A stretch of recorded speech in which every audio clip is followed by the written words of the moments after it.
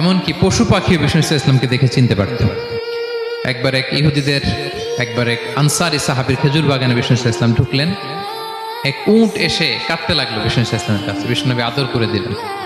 কানে কানে কি যেন বললো। বিষ্ণু ইসলাম সাহাবাদের বললেন, তোমরা জানো সে কি বলেছে?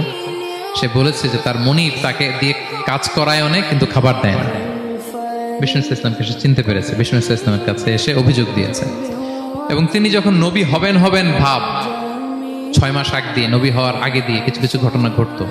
তো বিষ্ণু ইসলাম বললেন, আমি প্রায় যখন মক্কার উপত্যকার পাশ দিয়ে যেতাম, বিভিন্ন পাথরের মধ্যে থেকে আমি আওয়াজ শুনতাম, আসসালামু আলাইকা ইয়া রাসূলুল্লাহ।